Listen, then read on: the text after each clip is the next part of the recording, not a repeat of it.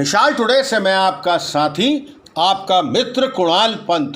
साथियों, आज मैं बात करना चाहूँगा आपसे एक विश्व के संकट के बारे में, जो है एक वैश्विक संकट, और वो बहुत बड़ा संकट है ग्लोबल वार्मिंग।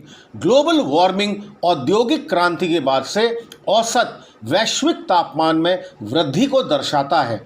1880 के बाद से औसत वैश्विक तापमान में लगभग 1 डिग्री सेल्सियस की वृद्धि हुई है। ग्लोबल वार्मिंग एक सतत प्रक्रिया है। वैज्ञानिकों को आशंका है कि 2035 तक औसत वैश्विक तापमान अतिरिक्त 0.3 से लेके 0.7 डिग्री सेल्सियस तक बढ़ सकता है। अब साथियों, हम जानते हैं कि ये ग्लोबल वार्मिंग के कारण क्या क्या हैं। कुछ ऐसी गैसें जैसे कार्बन डाइऑक्साइड और मीथेन पृथ्वी के वातावरण में सूरज की गर्मी को अपने अंदर रोकती है। ये ग्रीन हाउस गैस GHG वायुमंडल में प्राकृतिक रूप से भी मौजूद होती है। मानव गतिविधियों, विशेष तौर पे जैसे कि बिजली के वाहन, कारखानों और घरों में जीवाश्म ईंधन यानी कोयला, प्राकृतिक गैस और तेल के जलने से कार्बन डाइऑक्साइड और अन्य ग्रीन हाउस गैसों को वायुमंडल में छोड़ा जाता है।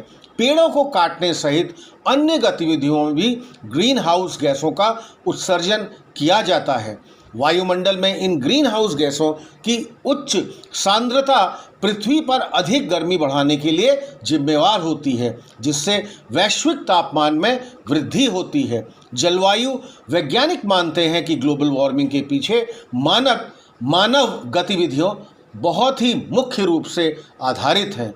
अब इन्वायरमेंटल एंड जनरल और एनर्जी स्टडीज इंस्टीट्यूट के अनुसार जलवायु परिवर्तन और ग्लोबल वार्मिंग का उपयोग अक्सर एक दूसरे के लिए किया जाता है, लेकिन जलवायु परिवर्तन मोटे तौर पर औसत मौसम जैसे तापमान, वर्षा, आर्द्रता, हवा, वायुमंडलीय दबाव, समुद्र के तापमान आदि में लगातार परिवर्तन किए जाने से होता है, जबकि ग्लोबल वार्मिंग पृथ्वी के औसत वैश्विक तापमान में वृद्धि करने के लिए बहुत ही अधिक खतरनाक माना जाता है। वैश्विक तापमान में वृद्धि से तूफान, बाढ़, जंगल की आग, सूखा और लू के खतरे की आशंका बढ़ जाती है।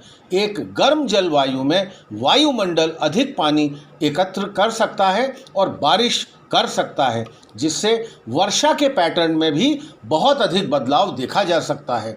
बढ़ी हुई वर्षा से कृषि को लाभ हो सकता है, लेकिन 1 ही 2 दिन से अधिक तीव्र तूफानों के रूप में वर्षा होने से फसल, संपत्ति, बुनियादी ढांचों को बहुत अधिक नुकसान होता है और प्रभावित क्षेत्रों में जनजीवन का भी नुकसान होता है। ग्लोबल वार्मिंग के कारण समुद्री सतह का तापमान भी बढ़ जाता है, क्योंकि पृथ्वी के वातावरण की अधिकांश गर्मी समुद्र द्वारा अवशोषित कर ली जाती है। गर्म समुद्री सतह के तापमान के कारण तूफान का बनना आसान हो जाता है।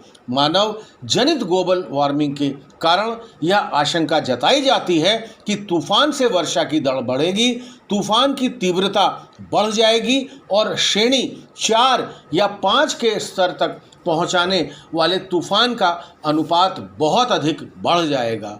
ग्लोबल वार्मिंग 2 मुख्य तरीकों से समुद्र के जल स्तर को बढ़ाने में योगदान देता है। सबसे पहले, गर्म तापमान के कारण ग्लेशियर और भूमि आधारित बर्फ की चादरें तेजी से पिघलती हैं, जो जमीन से समुद्र तक पानी ले जाती हैं।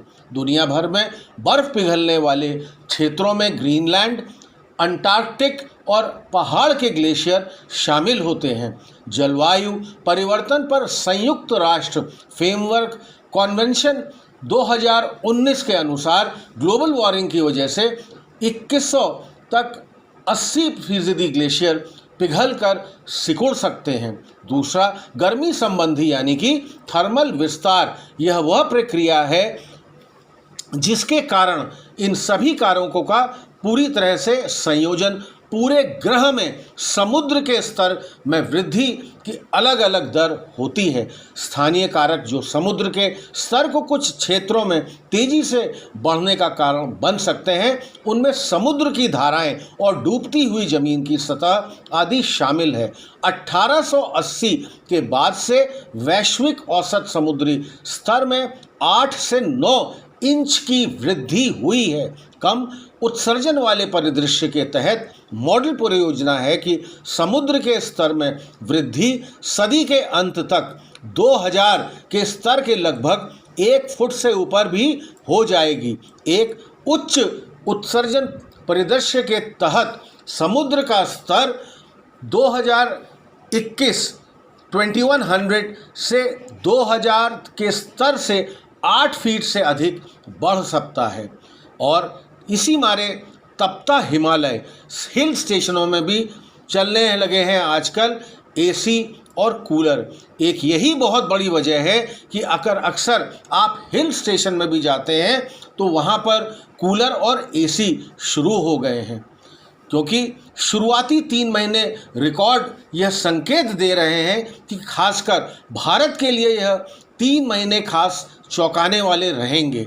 इसकी सबसे बड़ी वजह यह है कि भारत के मौसम के लिए बेहद अहम एवं संवेदनशील माने जाने वाले हिमालय से मिल रहे संकेत अच्छे नहीं हैं। पिछले 3 माह के दौरान हिमालयी राज्यों में बढ़ती गर्मी और बारिश न होने के कारण वहां के लोग बहुत अधिक चिंतित हैं। डाउन टू अर्थ ने 5 हिमालयी राज्यों के लोगों के साथ साथ विशेषज्ञों से भी बात की है और रिपोर्ट्स की एक श्रृंखला तैयार की है। पहली कड़ी में जैसे कि हिमालयी राज्य में मार्च में लू के जो हालात बन रहे हैं। दूसरी कड़ी में यह कहा गया है कि हिमालयी राज्यों में रिकॉर्ड तोड़ गर्मी पड़ रही है। और अगले में भी कहा गया है, जो कि अगली कड़ी है, कि तपते हिमालय से पर्यटन और कृषि को बहुत ही अधिक नुकसान हो रहा है। तो साथियों, यह एक बहुत ही बड़ी वैश्विक, जिसको कहा जाए एक बहुत बड़ी वैश्विक चिंता है, वह है ग्लोबल वार्मिंग। इसी तरह की वीडियोस देखने के लिए साथियों हमारे इस चैनल मिसाल टुडे को अधिक से अधिक संख्या में आप सब्सक्राइब करिए, ताकि हमारे रेगुलर नोटिफिकेशंस आपको लगातार मिलते रहेंगे। हमारे चैनल को लाइक करिए और हाँ साथियों, आप अपने कमेंट बॉक्स में जाके हमको ज़रूर पोस्ट करिए।